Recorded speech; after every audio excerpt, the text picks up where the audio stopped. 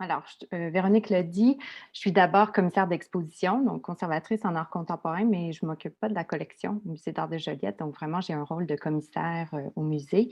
Et c'est à partir de cette posture que je vous parle aujourd'hui. Je vais vous partager mon écran pour commencer. Alors, Et je disais, j'ai relu des passages de La Chambre éclair de Roland Barthes récemment pour réfléchir à la photographie dans le cadre d'une résidence de Martin Désilets au Musée d'art de Joliette.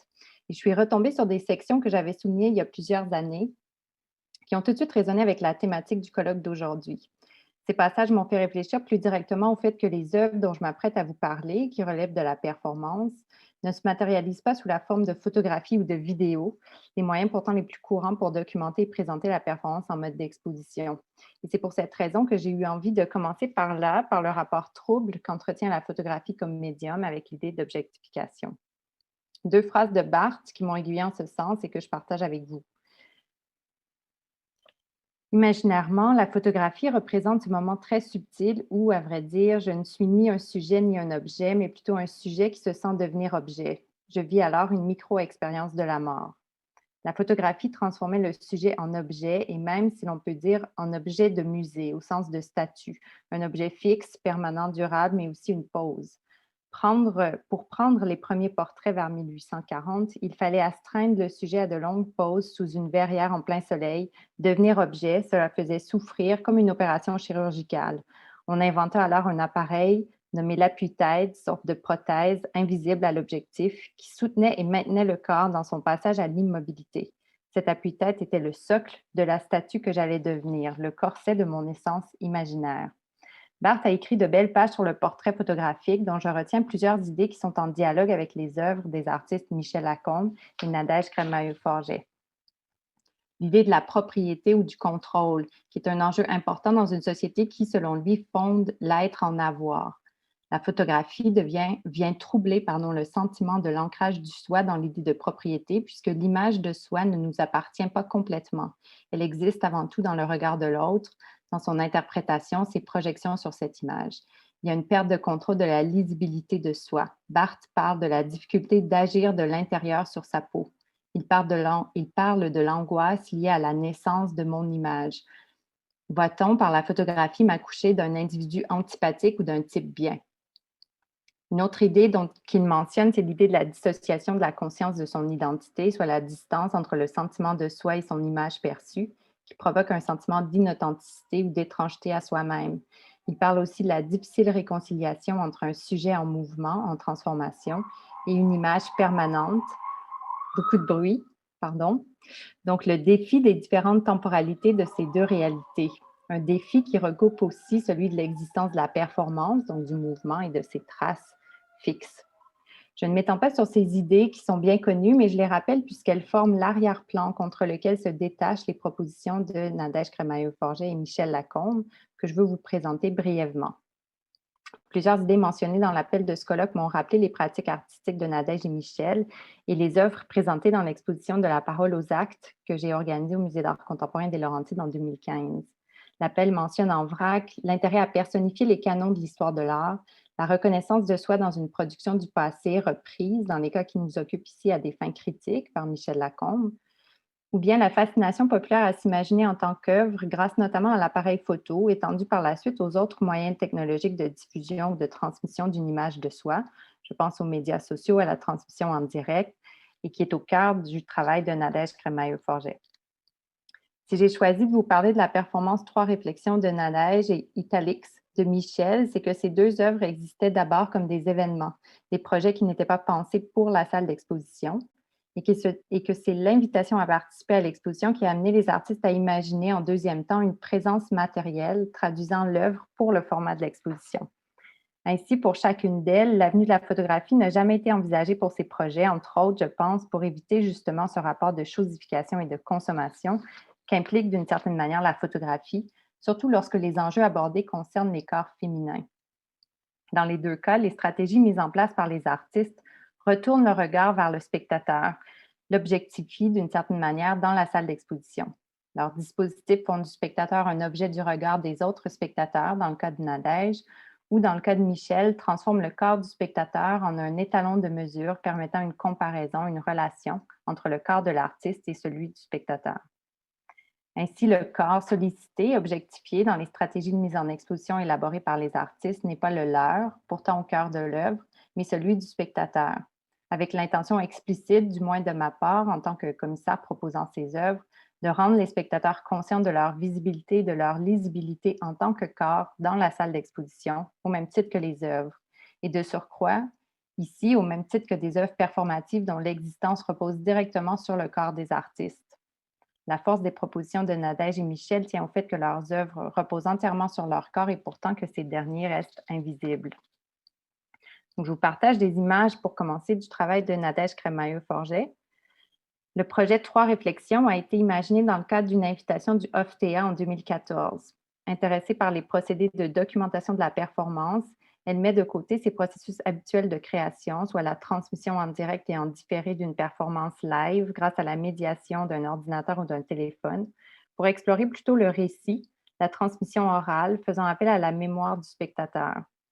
Le jour même de l'événement, elle performe en privé pour 3 personnes dans une loge afin que les 3 participants puissent, chacun leur tour, sans s'être consultés, raconter le soir même au public la performance. Sur scène, chaque participant raconte à tour de rôle sans s'entendre les uns les autres afin que leur récit ne soit pas influencé par la mémoire de l'autre. Rosalie Chrétien, Caroline Boileau et Maxime Champagne se suivent au micro et leur témoignage est enregistré. Ce qui est fascinant dans ce processus, c'est que, bien sûr, ce que les participants retiennent des actions, c'est ce qui les a touchés et donc, par leur récit, ils se dévoilent tout autant qu'ils témoignent des actions de la performance. Ils sont donc réellement mis en lumière, littéralement et métaphoriquement, par le dispositif imaginé par Nadège qui, elle, reste dans l'ombre. Barthes dit de la photographie en lien avec l'idée de propriété: ce que la société fait de ma photo, ce qu'elle y lit, je ne le sais pas. De toute façon, il y a tant de lectures d'un même visage. Mais lorsque je me découvre sur le produit de cette opération, ce que je vois, c'est que je suis devenue toute image, c'est-à-dire la mort en personne. Les autres, l'autre, me déproprient de moi-même, ils font de moi avec férocité un objet, ils me tiennent à merci, à disposition, rangé dans un fichier. Je voudrais en somme que mon image mobile, cahotée entre 1000 photos changeantes au gré des situations, des âges, coïncide toujours avec mon moi. Mais c'est le contraire qu'il faut dire, c'est moi qui ne coïncide jamais avec mon image, car c'est l'image qui est lourde, immobile, entêtée, et c'est moi qui suis léger, divisé, dispersé. Ce que les 3 points de vue sur la même performance dévoilent, c'est justement cette multiplicité d'interprétations de couches, de sens, de l'identité dont ne peut pas témoigner une seule image. Dans sa performance, ce sont les tropes de la féminité que Nadège bouscule sans pour autant s'en libérer complètement. Et la multiplicité de récits suggère que la performance, les images mentales produites ne lui appartiennent pas. Elle ne peut pas contrôler complètement leur lisibilité, donc son image, ce qu'elle projette, lui échappe. Pour transposer l'événement dans la salle d'exposition, avec Nadège, nous avons convenu d'un dispositif où la mise en lumière du spectateur est ce qui est privilégié. Le socle, illuminé d'une lumière rose, où il faut s'asseoir pour écouter les récits de la performance, met littéralement en évidence le spectateur dans la salle. Dans l'exposition de groupe Interprétation à l'œuvre, présentée à Marseille en 2016, cette idée est encore plus accentuée par le fait que nous avons installé des gradins qui font face à une grande baie vitrée et une grande portion de la salle d'exposition où se trouvent les œuvres de l'exposition de groupe, dont celle de Nadège. Les visiteurs qui s'assoyaient sur les gradins avaient une vue d'ensemble sur une portion de la salle, sur les œuvres, mais également sur les spectateurs déambulant dans la salle. Le dispositif reprenait également, avec les petits murs encadrant l'espace, l'idée du proscénium de la scène de théâtre. L'exposition Interprétation à l'œuvre proposait des œuvres qui réfléchissent aux gestes en tant que langage, donc à la lisibilité des gestes. Mettre en évidence les visiteurs, les regardants dans la salle d'exposition visait, en écho au nœud de l'exposition, à leur faire prendre conscience de leur propre lisibilité, la lisibilité de leur corps et de leurs gestes. Donc, d'autres vues de cette même exposition à Marseille et la vue des gradins que les visiteurs et les spectateurs pouvaient avoir.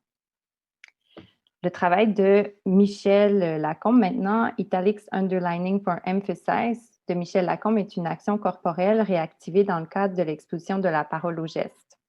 Au vernissage de l'exposition, l'artiste s'est fait tatouer dans la bouche une ligne à l'intérieur de sa lèvre inférieure. Le premier tatouage avait été fait en 2010. La tatoueuse est installée mais fait dos au public. Tout son matériel est là, la lumière est intense afin qu'elle voit bien ce qu'elle fait et non pour mettre en évidence la scène, qui est dans un coin de mur en retrait dans la salle. Il y aura une action, mais le moment public important est bien plus la prise de parole qui suivra le tatouage que la réalisation du tatouage comme tel. Quelqu'un est là pour transcrire en reprenant les hésitations, les pauses, le langage parlé, le discours de l'artiste qui, en résumé, explique que cette ligne dans sa bouche, c'est sa réponse au fait que la parole des femmes a souvent été dénigrée. On souligne dans un texte les passages qu'on considère importants. Ainsi, en soulignant sa bouche, organe de parole, elle donne de la valeur à ses paroles et à celles de toutes les femmes. Elle écrit en 2010, je me suis fait faire ce tatou pour la première fois. Le projet s'appelait Italics Underlining for Emphasis or Marking Words as Words. Depuis ce moment-là, je vis avec ce tatou. C'est un projet qui cherche à confronter la dure réalité d'être écouté, mais de ne pas être entendu. J'ai décidé de le réactiver car le corps oublie assez rapidement, de le recontextualiser, de refaire le geste et d'allonger le tatou, de refaire le projet où ce que le sens est resserré. Le nouveau titre du projet est Italics Underlining for Emphasis. Après 5 ans du fait d'être confronté à cette réalité et d'y réfléchir, c'est lourd.